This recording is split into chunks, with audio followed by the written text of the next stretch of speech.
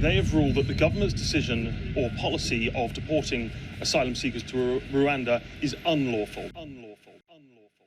The Supreme Court has today upheld the judgment of the Court of Appeal, meaning that we cannot yet lawfully remove people to Rwanda. The Prime Minister obviously thinks so little of his own MPs that he's had to peel David Cameron away from his 7-year exile in a shepherd's hut and make him Foreign Secretary.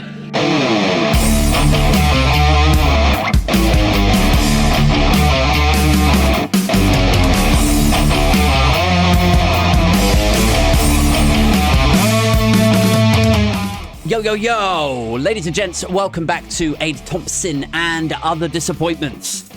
Your twice weekly delve into the worlds of politics, dystopia, news, and all things awful. You might notice the absence of my microphone. I feel somewhat naked without this thing. I've still got it here if you're watching on YouTube, but it's being very temperamental, so I'm having to use an alternative today. Which is lucky that I have this, because I saw everyone else was using these Blue Yeti microphone, like USB mics, and I thought, oh, maybe I should get one, you know, because I'm all about audio quality. I want this show to sound somewhat professional, even if it doesn't look it, you know.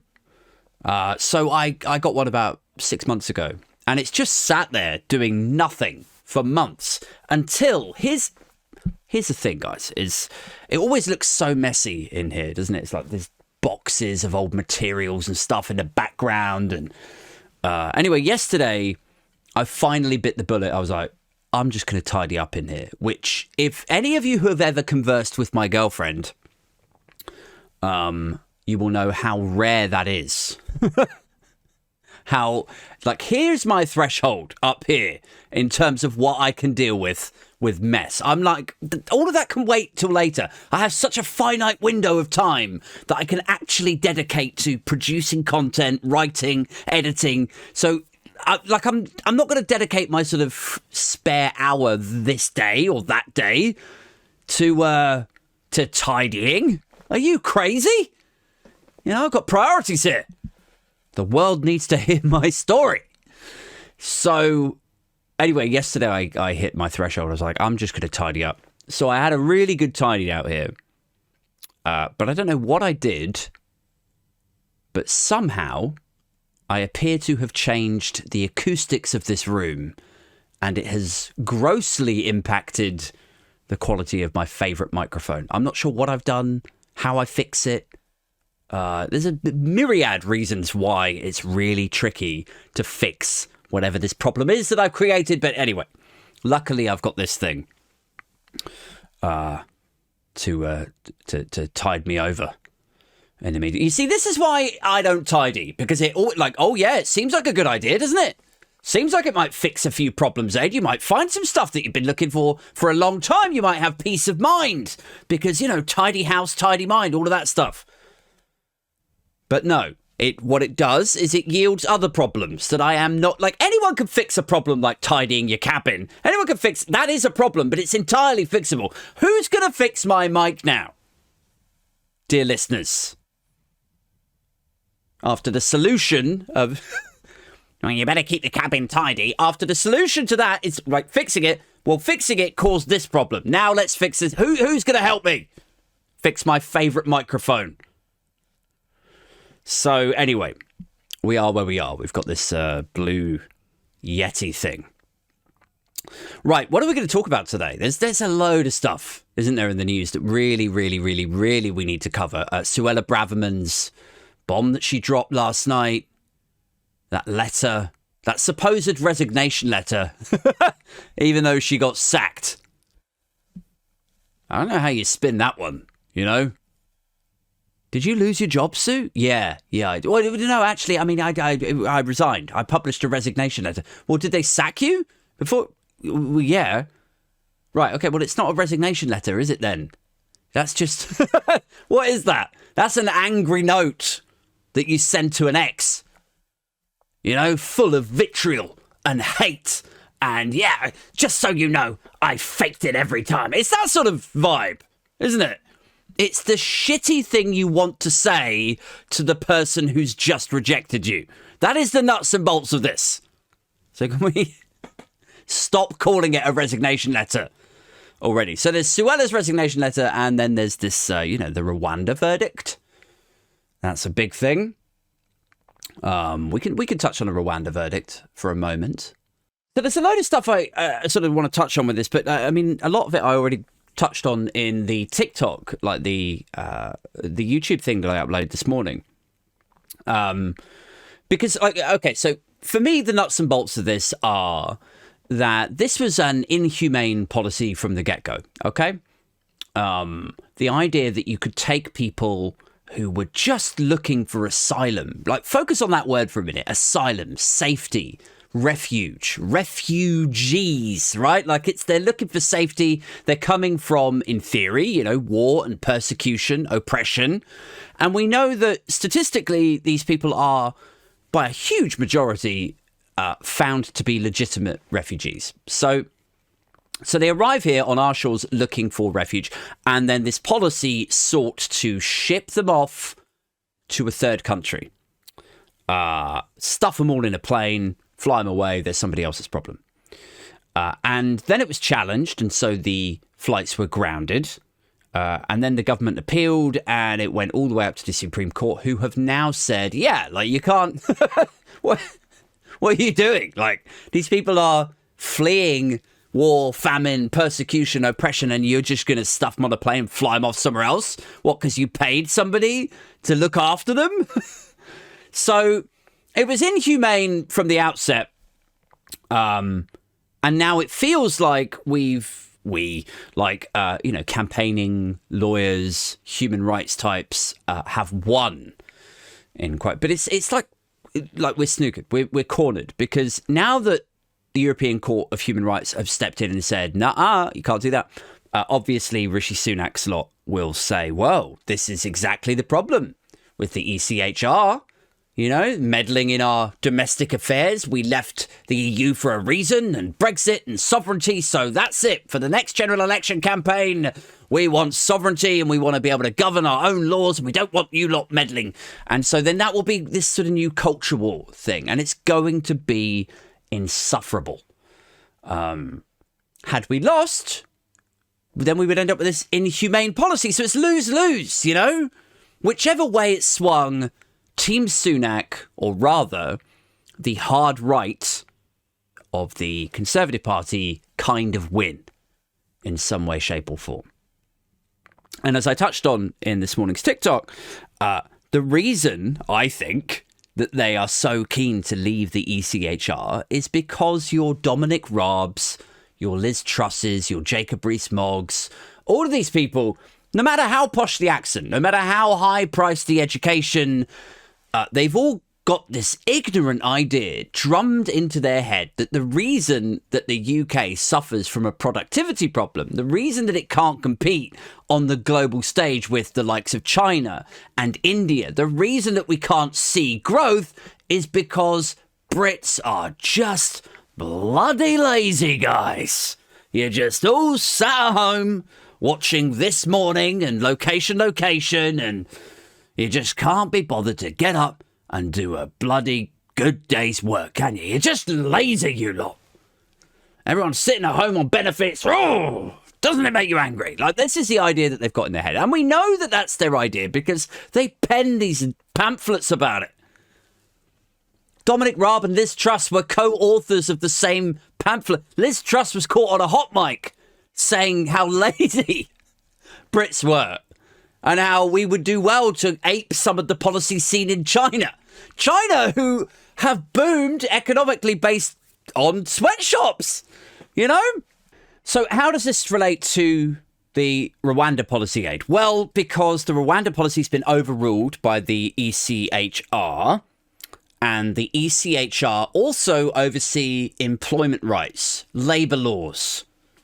So if we voted to leave the ECHR, or rather if there was a general election campaign centred around leaving the European Court of Human Rights, and then it was seen as a sort of mandate for leaving it, and if we then did leave that court, potentially the Tories, if they were still in power, they could then rewrite employment law and it couldn't be escalated to this Supreme Court.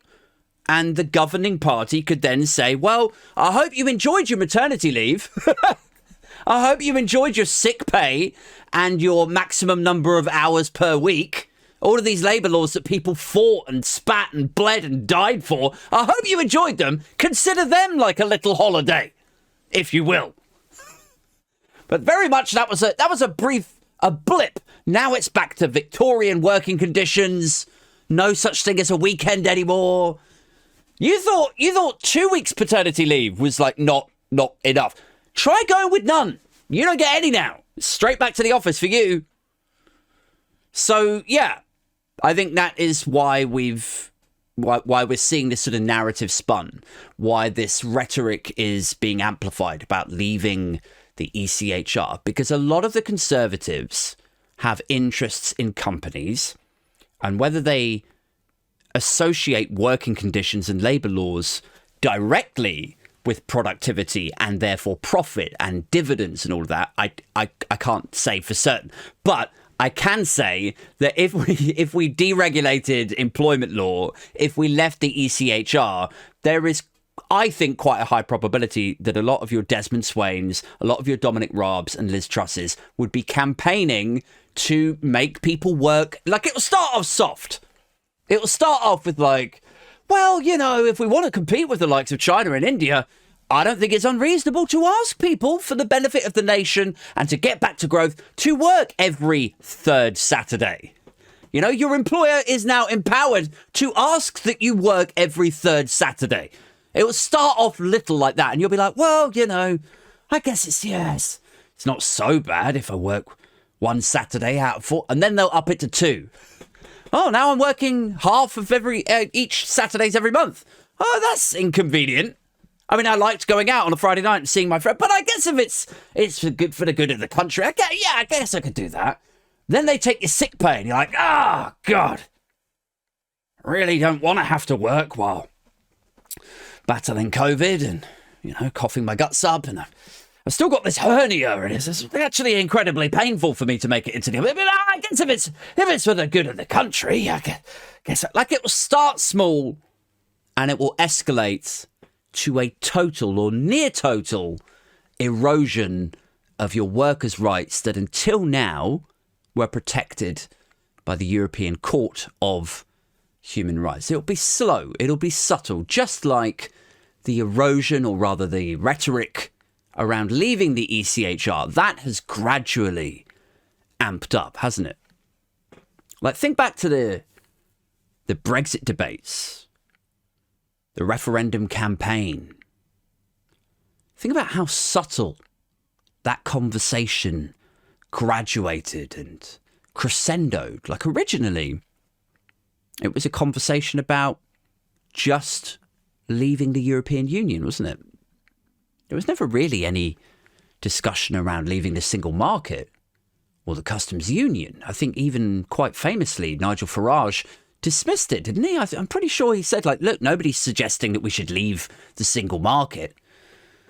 And then slowly, lo and behold, you know, that crescendo effect happened, and slowly just they inched a little bit more and pushed it further right, and it became a hard Brexit and a red, white and blue Brexit, and it's not a proper Brexit, it's a Brexit in name only. And before you know it, you blink your eyes, we've left the single market, the customs union, nothing is ever hard enough, fuck Northern Ireland, you know, erect a border if you need to, we're going to do this, this and this. Now we're talking about leaving the ECHR, that's got nothing to do with the EU. But nothing is ever hard enough for these people, no matter the institution, no matter the damage they cause. And it will be the same with the ECHR itself. It starts with a conversation around, well, it's just so we can protect our borders. You know, it starts with the seeds being laid, with little comments about, nobody's talking about changing employment law. If anything, we want to strengthen workers' rights. Yes, that's what we do. Just like we wanted to strengthen environmental protections, regulatory restriction. We want to have the cleanest water and the cleanest valleys and fields. And then where did that get us? Where did that slowly crescendo to? Crescendo to shit in the rivers. Didn't it? So it starts with the subtle little pepperings of, look, nobody's suggesting we leave the single market. Nobody's suggesting that we dilute our environmental protections. And nobody, oh goodness, no, nobody's suggesting that we would begin to water down your employment protections, your right to sick leave, the maximum number of hours that you might be asked to work in a week. Nobody's suggesting reducing your annual leave. Nobody's suggesting at all that we would lower the age, that we would force our children to go into the workforce. Absolutely not. No. I mean, we've got an aging population. We've got a severe drought.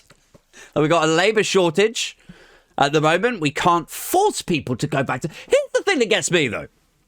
And I said this, I think, on a TikTok a few weeks ago. I was like, why don't they just facilitate parents to go back to work? You know? Everyone's talking about a productivity problem. And we need to get people back to work. And there's a million people just sat at home, twiddling their thumbs, doing nothing on benefits. God, why are they so lazy? We need to solve productivity. We've got an aging population. We've got a labour shortage. We've got to get people back to work. Nobody ever says, what if we empowered parents who are desperate to get out of the house? They beg and plead and pray to every single god they can think of, from Buddha to Muhammad to Jesus to Tom Cruise. They pray to anyone that's listening. Please, dear God above, can you find some way for me to get the fuck out of this house and away from these kids and get back to work? People are so desperate to leave their kids and get back to the office that, like, mums will return to the office or to any job and they will funnel all of that money into childcare and they make nothing. That's how desperate parents are to get back to work. It's like mums will go back to work in a shop as a PA, as a barrister, as like whatever the job is. They'll sing and dance their way back into the office, and all of that money that they make will go straight into a nursery or straight into a childminder. They come back with nothing and still they feel like it's a win. They're like, absolutely. I don't care if I'm making a net loss by going back to work every month. I'm still winning. It's okay. So why doesn't anyone ever free up parents to get back to work? You know? Because nobody works harder than a father who's just spent all day Saturday and all day Sunday with his kids, taking them to the park, giving mum a break, bath and bed routine, waking up early with the little one. Nobody sings and dances their way back into work and is desperate to work hard to increase their salary and get promoted and maximize their income. No one has higher productivity than exhausted, miserable fathers. They just don't. It's just a fact.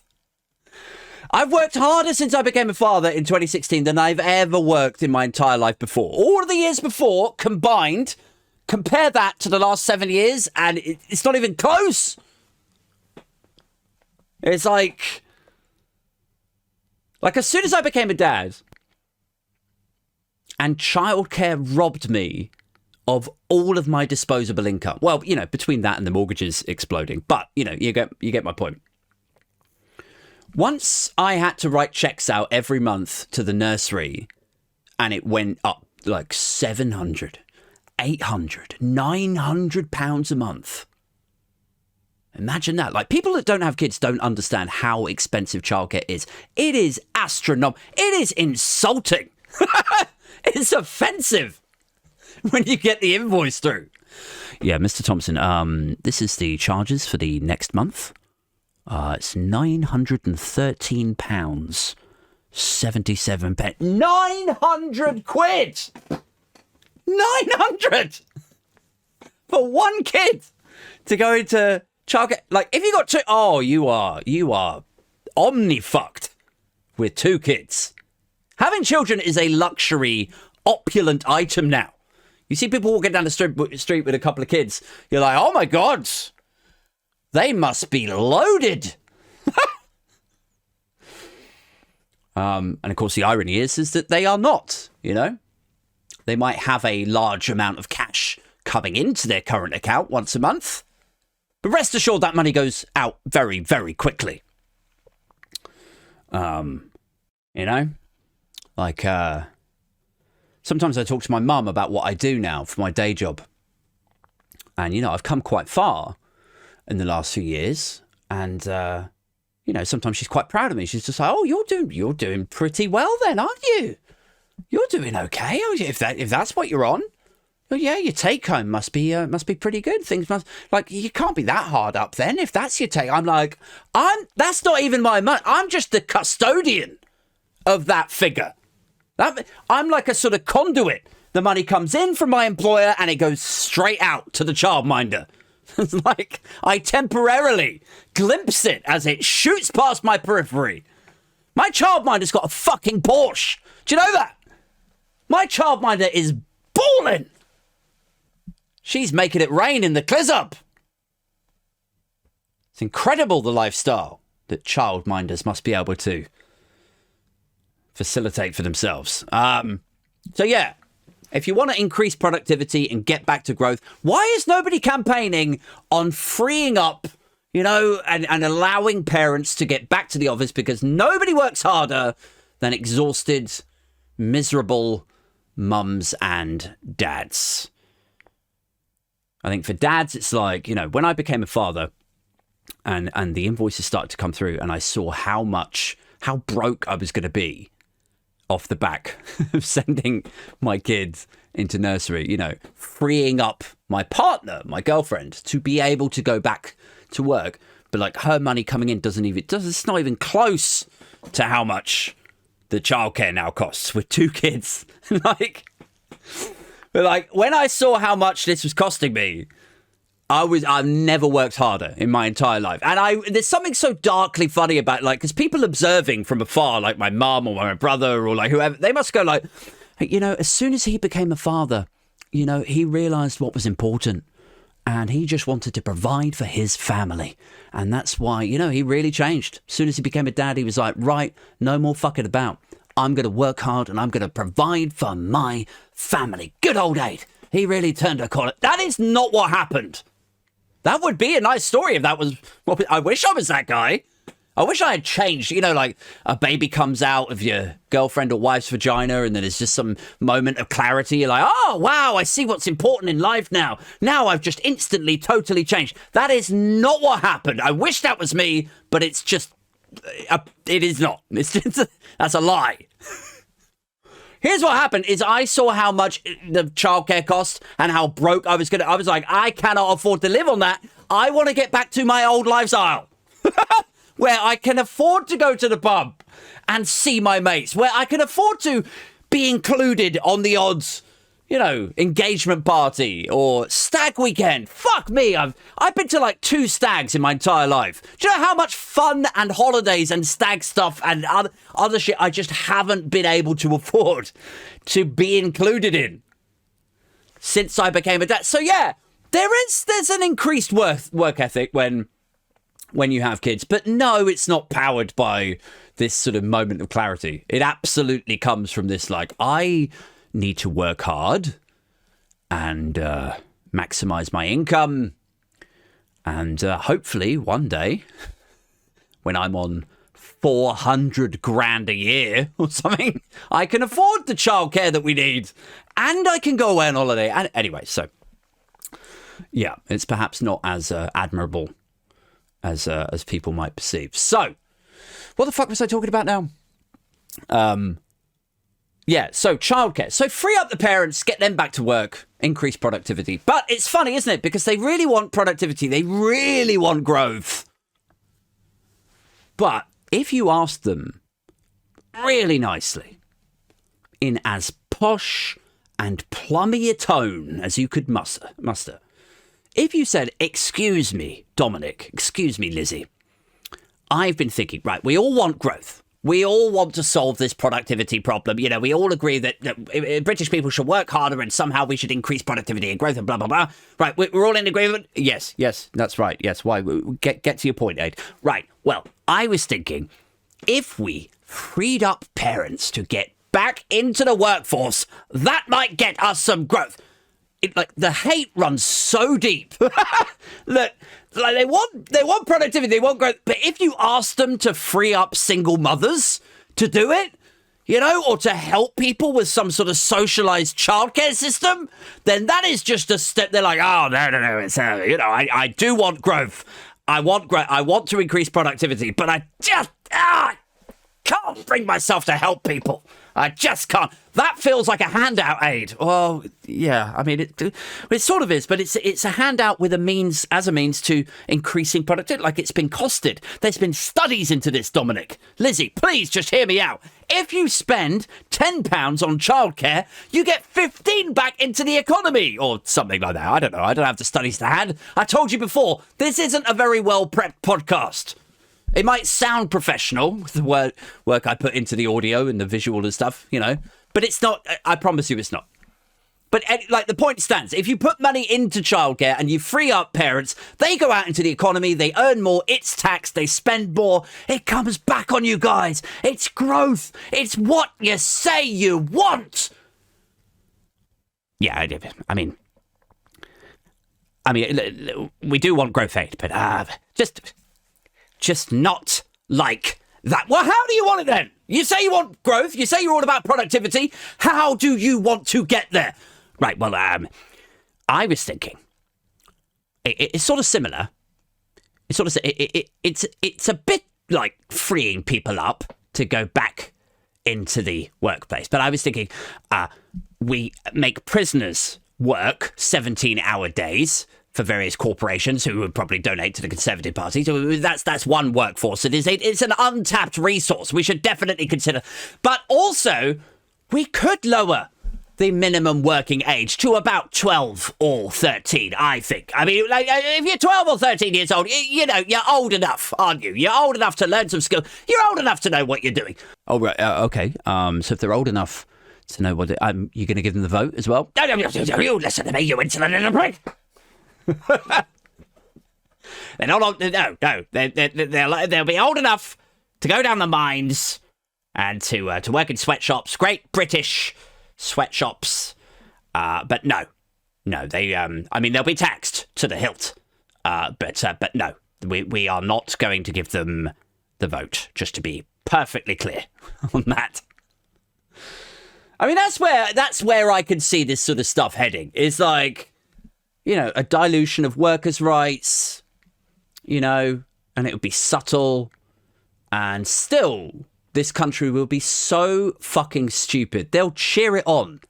But half the country will cheer it on because they think that they're winning if they support the party who are going to dilute their workers' rights. They'll support those guys for fear that if they vote for the other guys or let the other guys in, that they might bump into a trans woman in a public toilet. Public toilets that don't even exist anymore, I might add. It's like, I better not let Labour in, or I might bump into a person that I'm statistically unlikely to bump into. And it's a person who I have no discernible way of telling if she was female by birth unless I follow her into the cubicle and personally examine her genitals in a fantasy venue that doesn't exist. And whenever I say this stuff, they're always like, oh, well, what about a gym changing room? It's like, oh, do you go to a gym, do you? No. It's like, what are you so worried about? Why are you so terrified? It's like, oh, what if I bump into an axe murderer in a Starbucks in Narnia? what if the Easter Bunny fucks my wife and puts it on the internet? Like, I mean, where does this stop, dear listeners? This sort of warped need to fantasize about situations and people that might somewhere pose a threat to somebody, you know? Fucking Conservative MPs clutching their pearls over women's safety is just ridiculous. Like, don't start now, lads. You haven't had the practice, all right? Because I can tell you now, right, like, if I was a relatively attractive 25-year-old woman working in Parliament, if that was me, I think I would understand that the bigger threat to my vagina than a trans woman in a cubicle by a pretty huge margin is probably one of the 50 MPs who are being investigated or who have been suspended for actual sex crimes. Like, this is why it's so ridiculous. It's like, oh, well, what if women were at risk from trans people? We're like, well, yeah, okay, look, that is a valid concern, maybe, you know? There might be a discussion to be had about that, Hugo. There could be, but it might mean more coming from someone who isn't doing the helicopter to his terrified secretary while making it. Can you put your dick away? You know, just tell Rob to cancel his NDA. Tell Peter Bone and Pincher and Blunt and Warburton and all of the rest of them to just calm down the sexual harassment, the tractor porn and the rape allegations. And then once you've calmed all of that down, maybe then we pick up this conversation about women's safety. Yeah? What do you think? Anyway, I suppose we should go back to talking about, you know, the Rwanda policy and the outcomes and ripple effects that are going to come from that. I mean, it's a big news week, isn't it? Like, first they sack Suella, then David Cameron returns to the fore. Now we've got this Rwanda judgment. It's not a quiet news week, is it? It's good for podcasters, good for satirists. But anyway, as this story develops, lots of quotes going around about Dame Andrea Jenkins. She says that she's been told by six Tory MPs, that they're going to put in letters to the 1922 committee today. So with hers, that would make 7. I think the threshold is like 30 or 40 or something. So, you know, we're a way off yet of people causing Sunak any serious problems. However, it shouldn't be minimised. It shouldn't be dismissed that the political arithmetic for Sunak is probably not that great.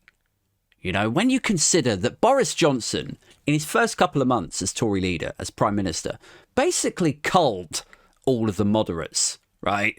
All of the Remainers, all the people with brains, or at least who half inhabited reality. Boris Johnson was like, nah, if you're not going to kiss the ring, you can fuck off, son. So loads of them were culled or were forced to resign, deselected, and so on. And so the moderates, which, you know, rightly or wrongly, depending on what your perception of Rishi Sunak is, I always look at the moderates as being his sort of natural tribe, even though he was apparently a Brexiter, although I'm not sure I fully believe that. I think somebody like him who worked at Goldman Sachs, who appears to have something resembling a brain in his head, I just think he's not very good at politics, but, you know, I think he's an intelligent guy. I can't imagine someone like that being a Brexiter. I just can't, you know. So his natural tribe of moderates are largely, I think, not there any longer. And the ones that are there, I think, would have been so kowtowed and pushed to support the sort of what has become the actual narrative of the Conservative Party, which is be very pro-Brexit, very culture war, very anti-ECHR, you know, pro-Rwanda plan, all of these sort of box ticks of Bellendry. I think for him to now go up against the weight of the Conservative Party, these Brexity lunatics, like, I would not be surprised if that number does get a bit higher. But it becomes this question of, so there's a quote here in the Telegraph. It says, Tory MP urges colleagues to bite the bullet and get rid of Sunak, right? It says Dame Andrea Jenkins said Tory MPs need to bite the bullet and get rid of him. The former education minister told GB News, I wrestled with this and the fact that we would look very stupid toppling another leader, but I think we have just got to bite the bullet now. Like, here's the wild thing about that, is that she obviously thinks that it's acceptable, nay, electorally palatable, for the Conservatives to oust Rishi Sunak and install another leader without a general election. She actually thinks that that's doable. That is outrageous and insulting and fantastical. The idea that, so you had Boris Johnson ousted. Everyone was like, well, now he's gone. You need a general election to have a mandate for your next Tory leader. No. Then they just put it up to the members. Liz Truss became an unelected prime minister. I mean, look, I know how the parliamentary system works. I know that, you don't, it's not presidential. You don't elect a leader. But still, it doesn't look good for democracy, just installing a new leader. Then she gets ousted. Then it's Sunak. Sunak isn't unelected. That's their whole beef with him, is that he doesn't have a mandate. It's written there in Suella's letter. It's like, you weren't elected in, you don't have a mandate, blah, blah, blah. That's one of their key problems with him. They insult him based on that. And yet here's this bitch going like, yeah, look, I wrestled with it. I'm not totally sold on the idea too. However, I would be totally okay with installing another unelected leader and therefore prime minister without the aid of a general election. I know it seems like I shouldn't be okay with that. I was as shocked as you are when I somehow agreed with this next jaunt on the trajectory. But somehow I've done it. Like magic. Anyway, PMQs today is obviously, as you would expect, it's a state. There's been comments about David Cameron's return. There's been comments about the Rwanda ruling. And I really like this one exchange between Starmer and Sunak. It's mentioned here on the Telegraph's coverage. It says, Starmer grills Sunak over the appointment of Lord Cameron. It says, Sir Keir Starmer started PMQs by grilling Rishi Sunak over the appointment of Lord Cameron as Foreign Secretary. Remember, he's Lord Cameron only because Sunak wants him in the cabinet. And that was the parliamentary mechanism that he had to exploit to be able to funnel him in through the back door and give him this cabinet role. There's no other reason. He's leapfrogged Blair, and Blair's not a lord yet, or it is tradition that ex-prime ministers become lords and baronesses and what have you. But Cameron has completely jumped over Blair in the running order, and the only reason he's done that is because Sunak desperately wants him in the cabinet. We still don't know why. As I said to Graham Hughes on Labour Social the other night, we don't what is it that Cameron actually gets out of this? We still don't know that. There will be something. There's something in the background. There's no reason for an ex-prime minister to come back into government as a subservient not foreign secretary. Yeah, no, he is foreign secretary. Had me second guessing myself there. There's no reason for him to come in. Why would he do that? That is a humiliating demotion from where he once stood, right? So there's going to be some reason. Either Sunak is going to step down and fuck off to Silicon Valley and Cameron will become a sort of caretaker leader. I can kind of see that happening. Or there will be some weird fuckery going on, some sort of self-enrichment thing. I heard somebody say the other day that this is actually, it's something to do with the India trade deal, because David Cameron is seen as more of a sort of world statesman or something. And so to get him on board to cozy up to India is what it might take to get this trade deal over the line. There's something around. It's going to be something like that. It just is. Watch this space. There'll be some kind of fuckery to it. Anyway, so Starmer and Sunak are in PMQs. And Starmer says this to Sunak. This is how he opens PMQs the first time after Lord, quote unquote, Cameron has been appointed as Foreign Secretary. He says, Mr. Sunak thinks so little of his own MPs that he has had to peel David Cameron away from his 7-year exile in a shepherd's hut and make him Foreign Secretary. He says, but a few months ago, the Intelligence and Security Committee said that the now Foreign Secretary's role in a Chinese investment fund may have been, and this is their words, engineered by the Chinese state. And he continues, I hardly need to remind the Prime Minister of the threat posed by the Chinese Communist Party or the intimidation against members of this House. And he doesn't, because, do you remember that news story a few months ago? 2 Chinese spies in Parliament, and then there were reports, although they've never been confirmed or denied, I might add, by Rishi Sunak's team, that his own car was bugged by China, which I spoke about on an episode of this, if you want to go back and find it.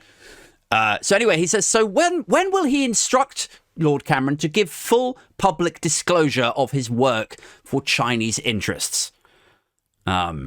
And this is Starmer, like, basically, prodding the bear, just saying, look, you've appointed this guy. He's got unresolved issues with regards to Chinese involvement and business interests and potentially spying. And so then Sunak replies, he says, look, I'm delighted that the former Prime Minister has rejoined government as a Foreign Secretary. That wasn't the question, Rish. He says, as an individual with unrivaled experience, he will help us navigate an uncertain world in challenging times. Very vague response. And also complete bullshit. Right. Here's the thing about Lord Cameron. So he's given him this role, Foreign Secretary. And there's this line that keeps coming out of Number 10 and their cheerleaders in the Telegraph, the Sun, all of the rest of them. There's this line that keeps coming out like, look, he's got so much experience. He's a battle-worn Prime Minister and he's, geopolitical and on the world stage. He's got so much experience that he could bring to the table. No, he doesn't. He doesn't. He was Prime Minister and he did win an election. So you can give credit where it's due there. However, again, as I said on the Labour Social thing the other night, for those of you who follow me but haven't got round to following Graham Hughes's Labour Social channel yet, but I said this to him the other night. David Cameron was elected in 2001. He was an MP from then until he became Tory leader in 2005. That's 4 years, okay? That's a quick route to Tory leader. And in that time, he had one shadow cabinet role. That's it. He wasn't Defence Secretary and then Foreign Secretary and then Home Secretary and then he ascended to Tory leader and then Prime Minister. He had one shadow cabinet role and that was for education. He doesn't have any experience as a Foreign Secretary. And if you want to tap into his prime ministerial experience as because now he's Foreign Secretary, you could look back at when he was PM. What sort of successes did he see as a PM, as a geopolitical figure, as someone on the world stage? Well, then let's take a look at some of them, shall we? Some of his hits, some of the storming successes that he was able to achieve in his time as Prime Minister in a geopolitical context, shall we? Number one, I suppose, first and foremost, he fucked up our relationship with the EU. How about that? That was, what a barnstorming success that was. And also he could ease tensions within his own party because he was worried he might lose 7 or 8 MPs to UKIP. So that's good. That set the stage for the following 7 or 8 years of political tumult and outright chaos. Nice one, Dave. Great start. Let's continue. He fucked up Libya. He was a cheerleader of that whole invasion into Libya. A country that, on last look, when I last checked or read up about Libya, it was officially classed as a failed state. So that's 2 for 2. Good stuff here, Dave. What else did he do? He cheered on Saudi Arabia's assault on Yemen. Yeah, Saudi Arabia. He also secretly campaigned, reached a sort of secret stealth snidey deal, reportedly. I haven't seen it, but this was reported, alleged. He was secretly conducting this deal to allow Saudi Arabia to take a seat on the UN Human Rights Council. Guys, how about that? Saudi Arabia on the UN Human Rights body.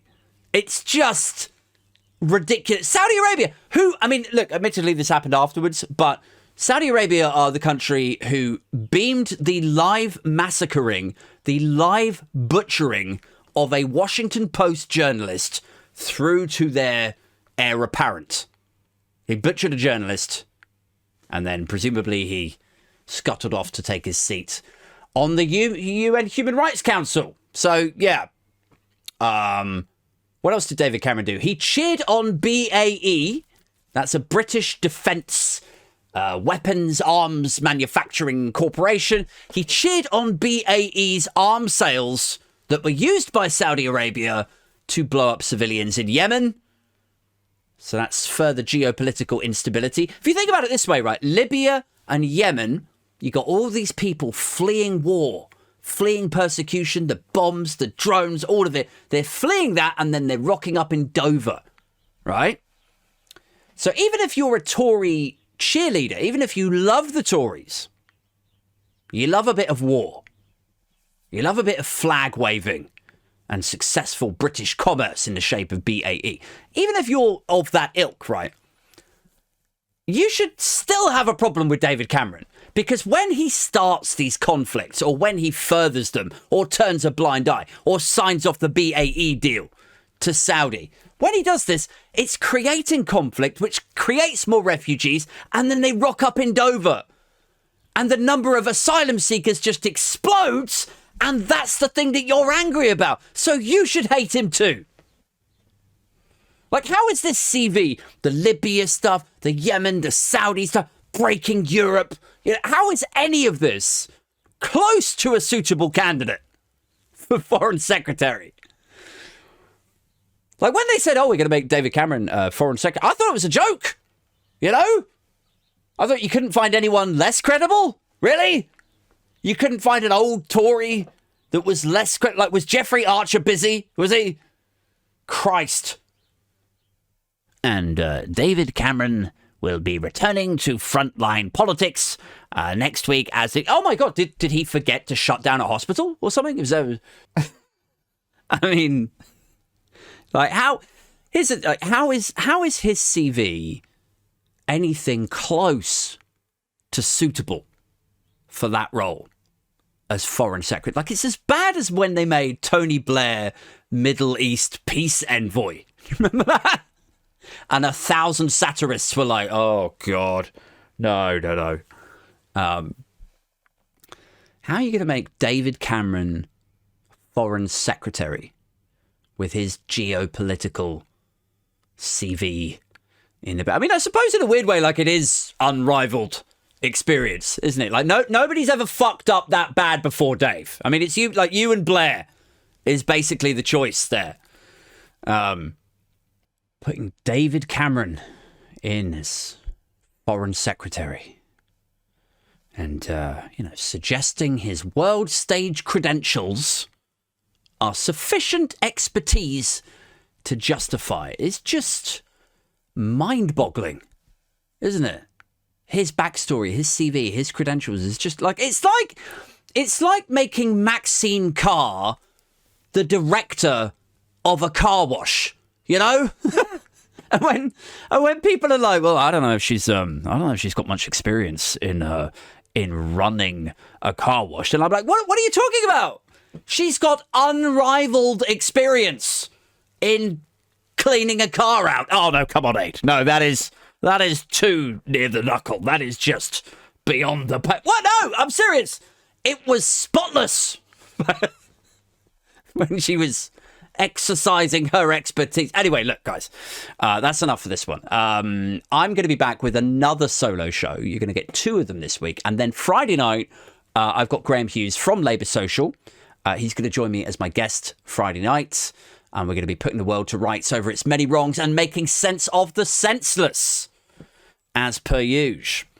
But if you can't get to that, and if you want to catch up on like all of the other older episodes, do jump on the Patreon. It's patreon.com/Aid Thompson, where I put all of my episodes 2 days ahead of everywhere else.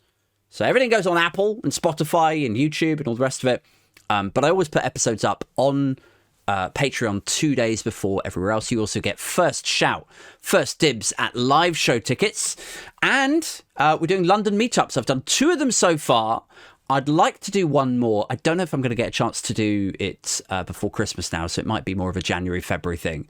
But we meet up in Brick Lane, usually, have a few beers, few tequilas. We talk about life, love, the universe, news, politics, dystopia, and try to make sense of it all. So if you want to get involved in that, or if you want to do I'm doing monthly Skype calls now with my Patreons for the £10 tier and above. Here's a weird thing. I've got a £50 Patreon now. A lovely lady joined my Patreon. I have a tier for like £50 subscribers. And somebody's jumped onto it, and I'm really, really happy. So what's up, Rachel? How you doing? She sent me a lovely message over the weekend. Very encouraging, and I really needed it. I had a terrible week last week. I was starting to lose my mojo a little bit, and I'm just really happy to have that. Really like buoyed me or buoyed me, or whatever the word is, it did that. So what's up, Rachel? But also special shouts to the rest of the Patreons. You also get credited at the end of shows like this.